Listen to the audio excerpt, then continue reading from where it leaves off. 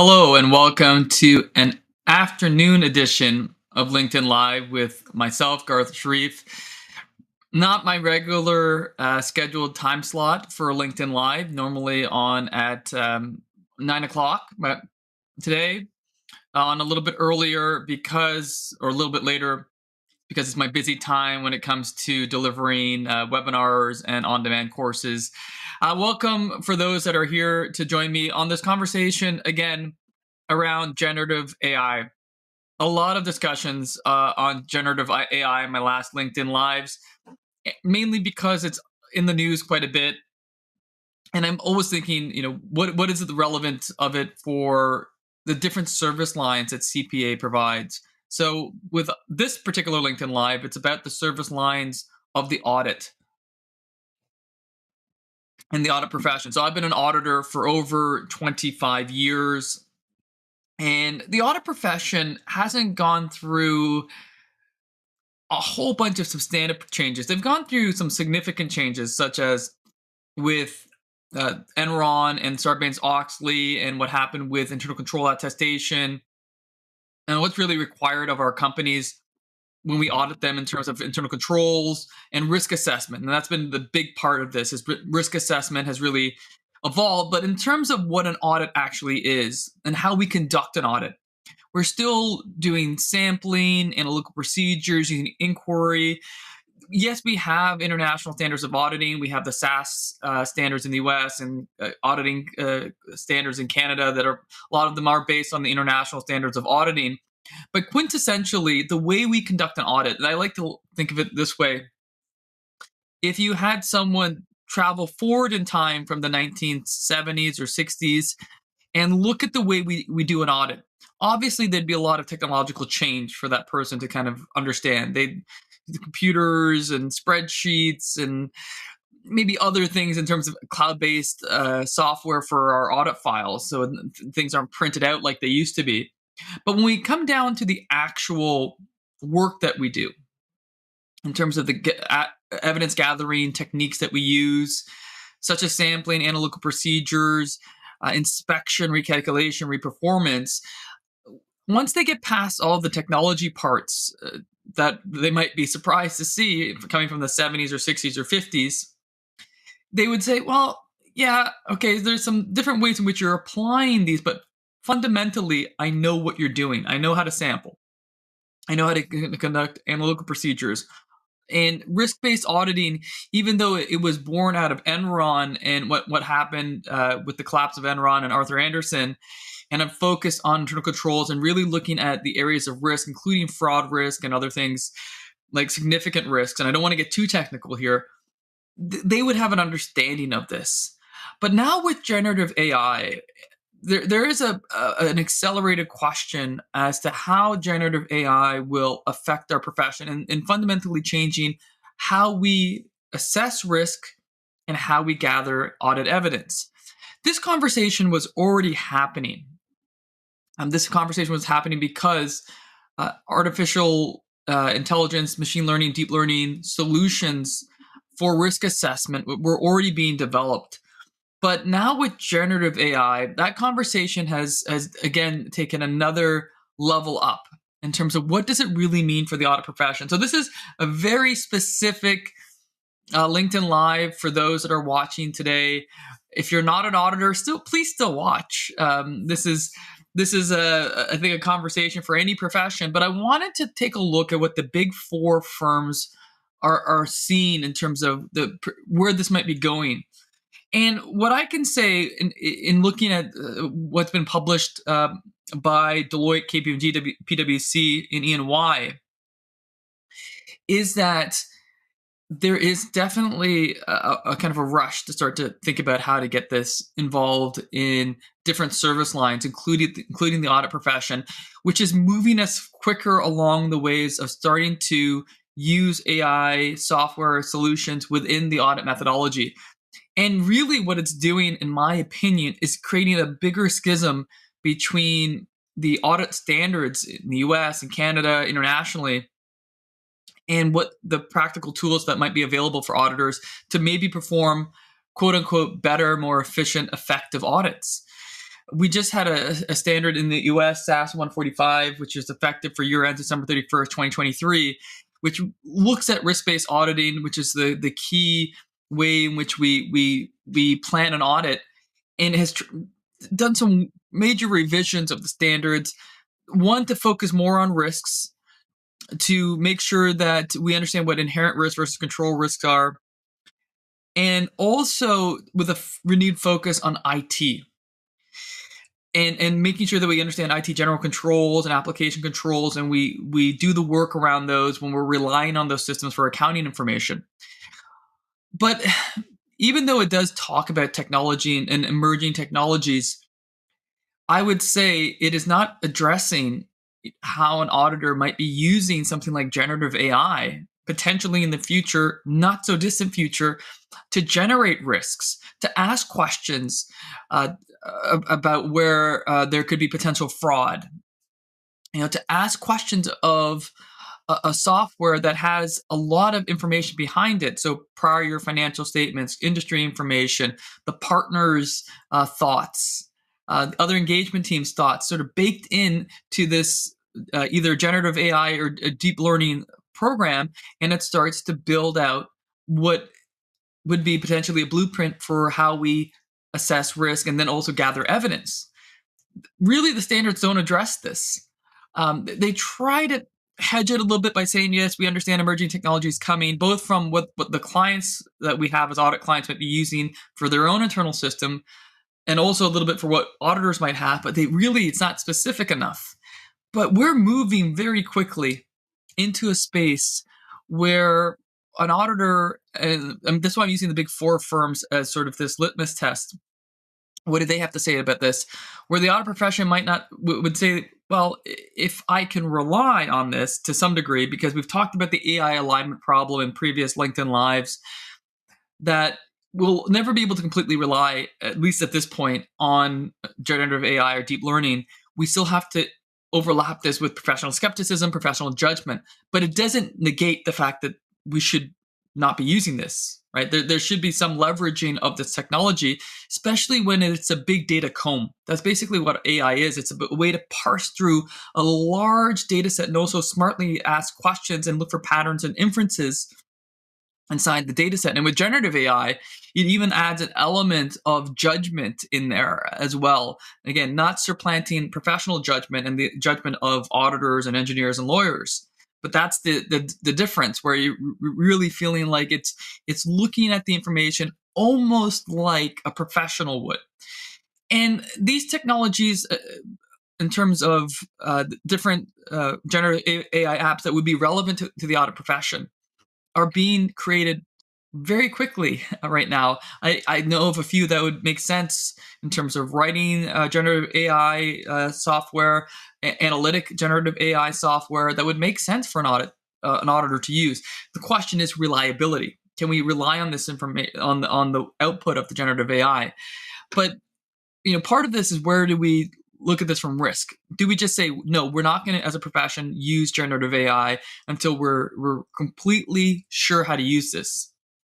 That's generally not the way we look at emerging technologies. Generally, we just jump in, do our best with it, especially when we see some advantages, and sometimes there's repercussions to that initial wave of first movers. As long as it's not us, we can learn from that. That's what we talked about last week with the lawyer who used GPT instead of going to LexisNexis to do research on some precedent for a trial.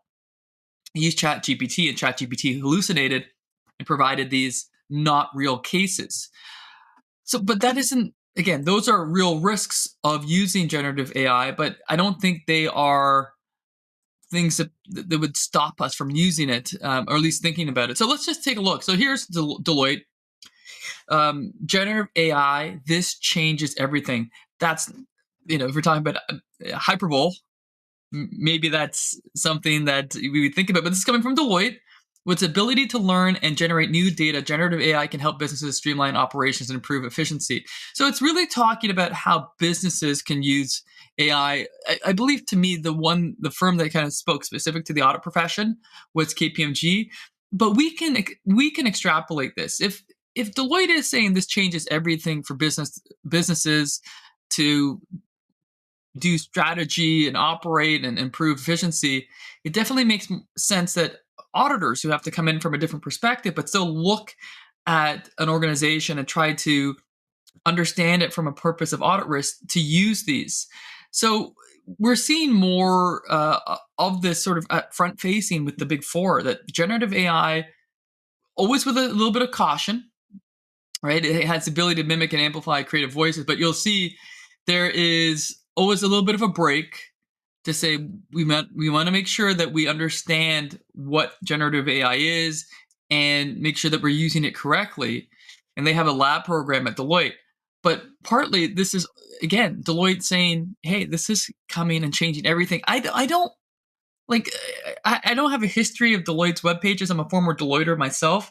But to have a web page on Deloitte's site that says this changes everything, unless they say that for every single new technology that comes out, indicates to me that the firms are looking at this both for their other service lines, maybe the consulting, for example, but they're definitely looking at it in-house for their in-house service lines, taxation and audits, to say we have to start getting on this. And this also means partnerships, right? It could be partnerships with OpenAI, partnerships with Azure and Amazon to start to use some of the infrastructure they're already building to maybe tailor it for generative AI platforms for audit.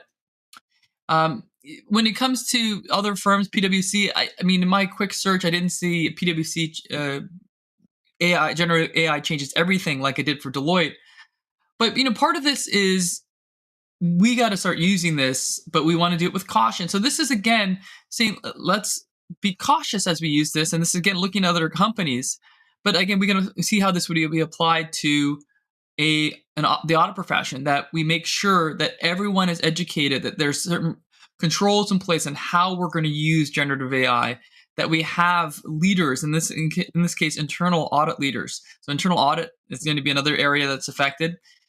And AI start with governance. So this is why I relate this back to the audit profession. One of the key things for the external audit profession is to understand the governance structure of an organization to figure out risk. From this point of view, from PwC's point of view, they also, like Deloitte, feel generative AI is going to be very powerful and can be used by organizations to improve effectiveness and efficiency and do other things. But you need a responsible framework. And this is part of the audit profession.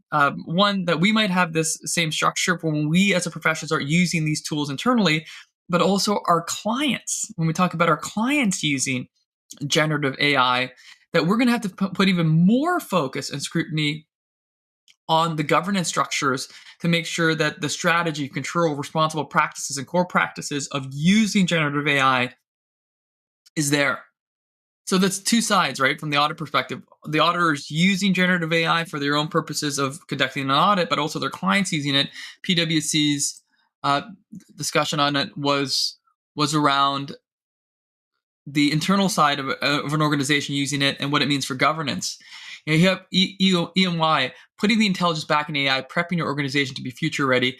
ChatGPT and generative AI push new scenario. This is the Canadian side. So Canadian businesses must take a stance and safeguard data privacy. So again, some precautions, but I think both, like all three sort of takes on it so far, are saying this is almost like a wave that's coming. It's going to happen in terms of how organizations are going to start adopting generative AI solutions in many different ways, from hiring to writing to copy, for marketing, for data analytics, for financial reporting.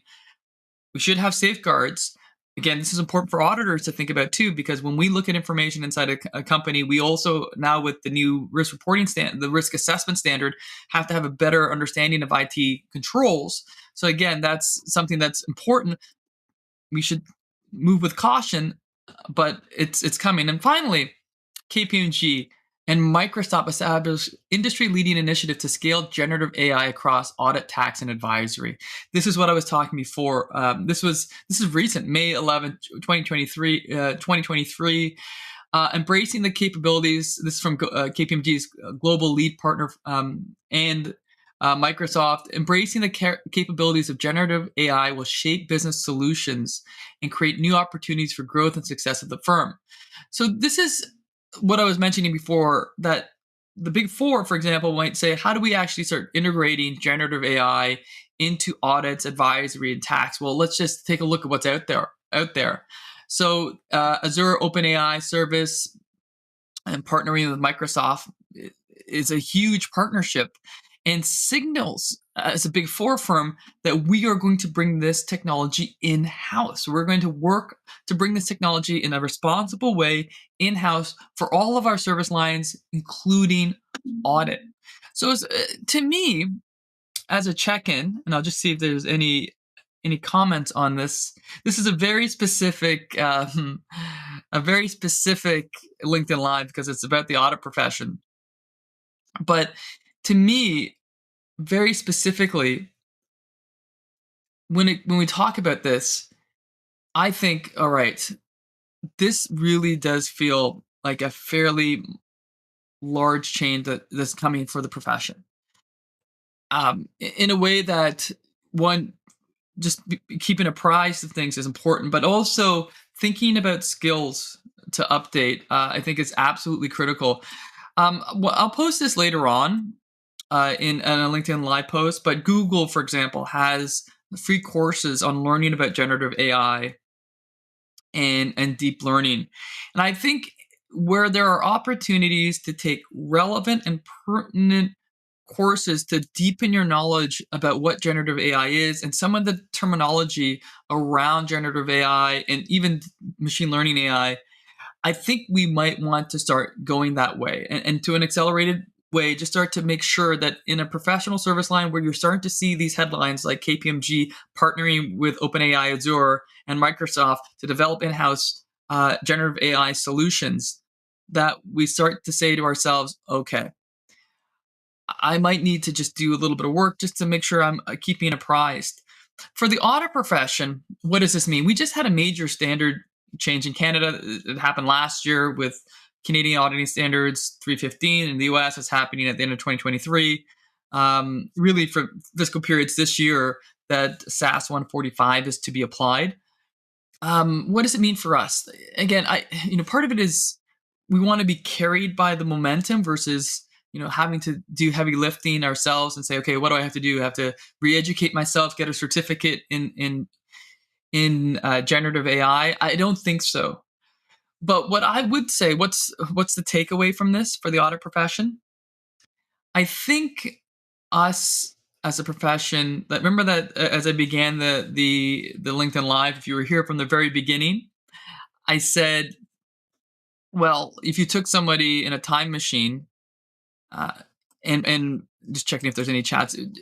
If we took somebody in a time machine from the 60s and 50s, 70s into what we do now in 2023 in terms of audits, well, what would somebody say? They would be, again, surprised by the technology, smartphones, cloud computing, all these things. But when it came down to the actual work we did in terms of how we tried to figure out our risk and gather our evidence, I don't think they would be totally out to lunch. They would say, I follow what you're doing. It's a core part of this. And so, to me, for the first time in our history, I feel like we're moving to a place where the fundamental structure of an audit, planning, evidence gathering, reporting, this might start merging together in a way that looks more integrated than it's ever been. So much so that we're still doing the work, but in a different workflow, in a different way, in integrating generative AI solutions. Again, I like to be more specific. I don't know what this will look like yet, and I think KPMG and Deloitte and EY and PwC, they don't know exactly what this looks like either until they start to deploy generative AI solutions in their audit solutions and their audit software. But what I can say is that an audit, I think, will look a lot different in the next few years than it ever has. It's probably going to be applicable to some other professions as well. That person from the 50s, 60s, 70s will look at an audit the way where it's done and they'll say, "This looks very different. Where's the sampling? Where's the form checkout? What's happening here with these other ways of getting information into this AI solution, and it guiding us again with proper safeguards. I'm not handing the keys to generative AI, just to let you know, because that would also you know make me redundant as a professional. But what we also know is that generative AI has not yet replaced human judgment. It's doing a good job mimicking it, though. It is. But it has not replaced human judgment, professional judgment, auditor judgment, experience judgment. So we're absolutely still relevant and still in the game. But what I'm reading, the tea leaves that I'm reading, is that change is coming.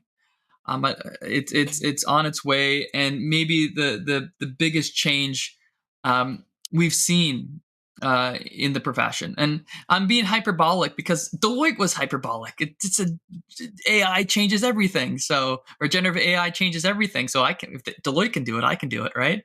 So to me, partly, as I mentioned last week, why I do these LinkedIn lives and a lot of focus on generative AIs. I'm going to do my job to keep up with it. I'm taking these Google Open courses on generative AI.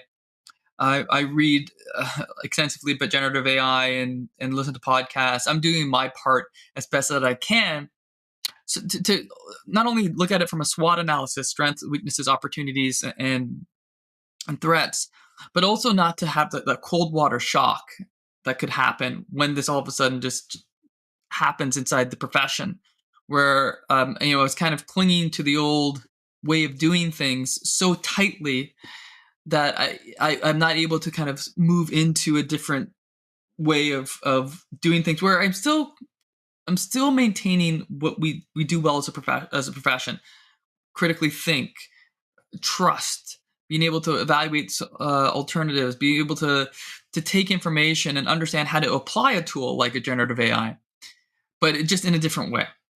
Okay, so take from this what you will, but I feel that there's a significant change that's coming to the profession, and partly just to prime yourself for it, not to panic, not FOMO. There's a lot going on in the world, and I don't want to add another level of stress to your lives. But I think there is a sense, at least from my point of view, to stay in touch with what's happening for your particular profession too. I'm staying in touch overall for generative AI, but I'm definitely making sure that I stay in touch with what's happening within the audit profession. All right. Well, that's it for me. Thank you. I think an Institute of Internal Auditors Barbados, I saw, thank you for that. Definitely for an internal audit. Maybe I'll get into the internal audit profession as well. You saw I believe it was PwC, talk about important governance controls over using generative AI inside a business. And one of those was internal audit, and how important internal audit departments and the role of the internal auditor will be as a safeguard to generative AI if it goes wrong, such if it hallucinates, or if we stop really using our professional judgment to look at the output, that we get a little bit complacent and start just taking whatever generative AI provides us. That's a trap. That's what happened to that lawyer. You might have used generative AI, ChatGPT, and it was giving him good stuff, giving him good stuff in terms of research and cases, and it just, he got into a place. I'm not saying this is what happened, but it makes sense that he might have gotten to a place where, why do I need to fact check? This ChatGPT has been doing a good job every single time I've asked it a question. Let me just take these cases it's providing me and saying these are good cases to bring to a judge as precedent to help my clients. I'm not going to fact check it. And that it became national news, that particular story.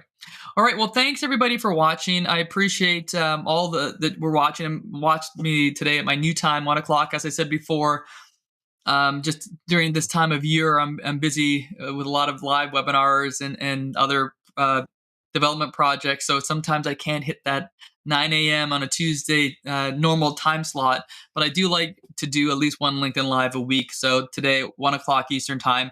We'll see. I believe next week will also be a bit of a different time slot, but we'll get back into it in a few weeks at 9 a.m. on a Tuesday.